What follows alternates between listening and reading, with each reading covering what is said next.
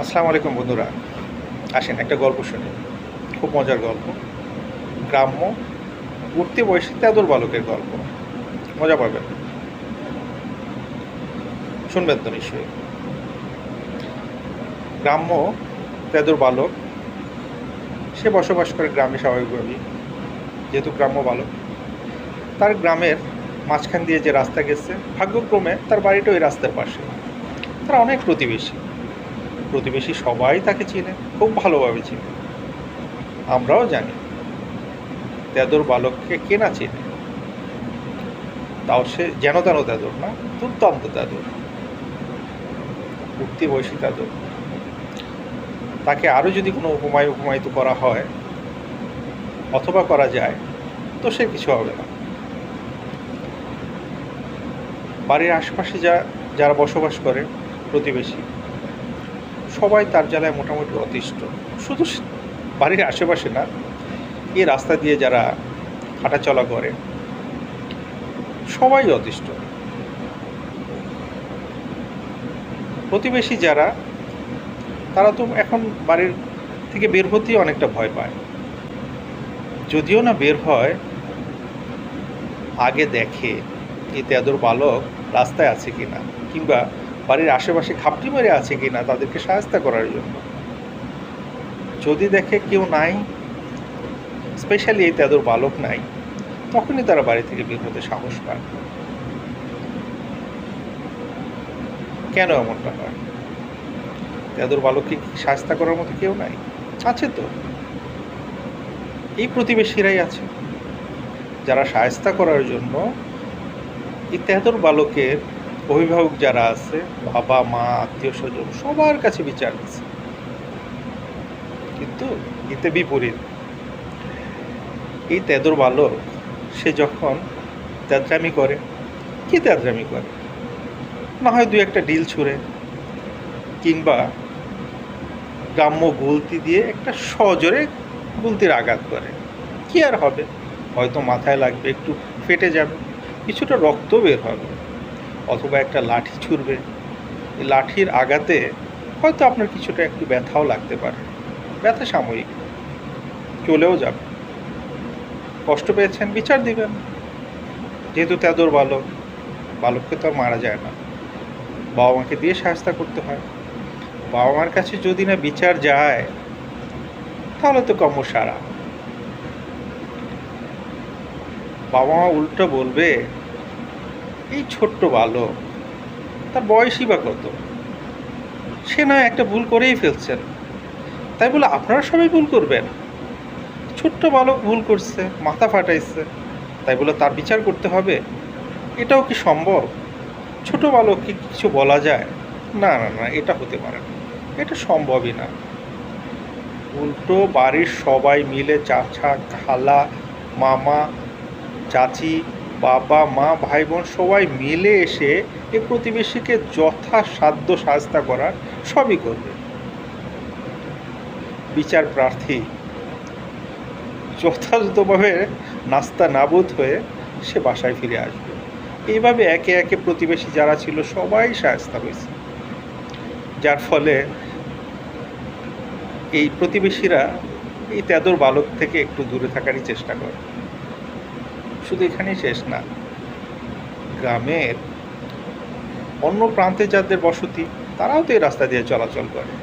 তাদের অবস্থাও কিন্তু এর চেয়ে খারাপ বা ভালো কোনোটাই আশা করা যায় না, এরকমই হতে পারে। যখন সেই বুদ্ধিমান লোক হেঁটে যাচ্ছিল, যথাযথভাবে ওই তেদর বালক বনের ভিতর খাপটি মেরে বসেছিল, যদি কেউ এখান থেকে আসে তাকে সাহায্য করতেই হবে। ব্যাস, যেই বলা সেই কাজ।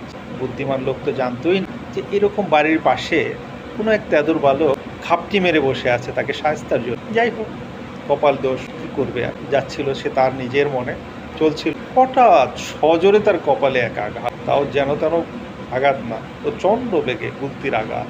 গুলতি চিনো, গত পর্বে দেখেছি, গুলতি দিয়ে আঘাত, সজোরে আঘাত। যা ঘটার তাই ঘটল, কপাল ফেটে ঝরঝর করে রক্ত বের হচ্ছে।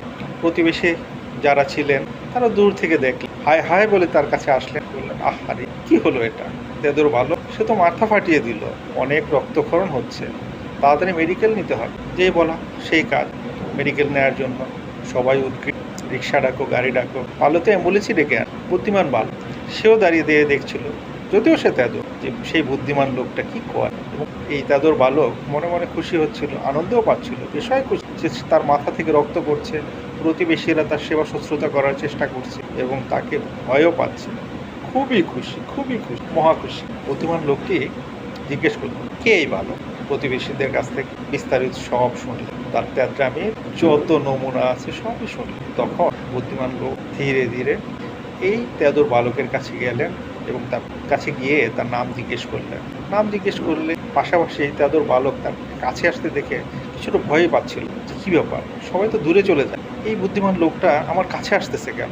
যখন কাছে আসলো, কাছে এসে নাম জিজ্ঞেস করাতে সে আরও বেশি ক্ষেপে গেল এবং তাকে সজোরে ধাক্কা দিয়ে ফেলে দিল। বুদ্ধিমান লোকটা উঠে তাকে বলল, বাহ বাহ বাহ, তোমার গায়ে তো মেলা শক্তি, সাংঘাতিক, আমি তো ভাবতেই পারি নাই যে তোমার গায়ে এত শক্তি। তোমার আরও শক্তি দরকার, তোমার আরও শক্তি সংগ্রহ করার জন্য তোমাকে আরও বেশি বেশি খেতে হবে। আমার পকেটে এই 100 টাকা ছিল, এই 100 টাকা তোমাকে দিয়ে গেলাম, তুমি এই টাকা দিয়ে ভালো কিছু খাবে যেন তোমার শক্তি হয়। আর হ্যাঁ, আমার পকেটে তো চকলেটও আছে, এটাও তোমার জন্য রেখে গেল। তোমার গায়ে অনেক শক্তি, তুমি বড় হলে আরও অনেক কিছু করতে পারবে। তুমি তো আজকে মাথা ফাটিয়েছো, অল্প রক্তক্ষরণ হয়েছে, তুমি বড় হলে এর চেয়েও বেশি কিছু করতে পারবে। প্রতিবেশীরা দেখে তো সবাই অবাক, কী ব্যাপার, এই লোক তো বেজায় মন বই প্রতিবাদ করবে এবং তার আত্মীয় স্বজন যারা আছে তাদের কাছে কমপ্লেন করবে না, কোনো কমপ্লেন না, উল্টো তাকে বাহবা দিচ্ছে। প্রতিবেশীরা সবাই মন খারাপ এবং দূর থেকে দেখছে। এই বলে যখন বুদ্ধিমান লোকটি চলে যাচ্ছিল, তখন প্রতিবেশীরা জিজ্ঞেস করলো, কী ব্যাপার, আপনি প্রতিবাদ করলেন না, আপনার রক্তক্ষরণ হলো, আপনি সজোরে আঘাত করাতে আপনি পড়েও গেলেন, কিন্তু আপনি বিচার দিলেন না বা এই তেদোর বালককেও কিছু বললেন না কেন?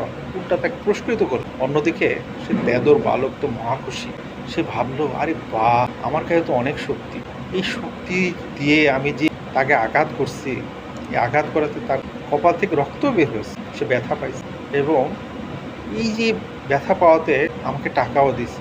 তার মানে অন্য ব্যক্তিদের যদি এর চেয়েও বেশি আঘাত করতে পারি তাহলে তো আরও বেশি টাকা দিবে, আরও বেশি চকলেটও দিবে, আরও বেশি বাহবা দিবে, তো খুবই ভালো।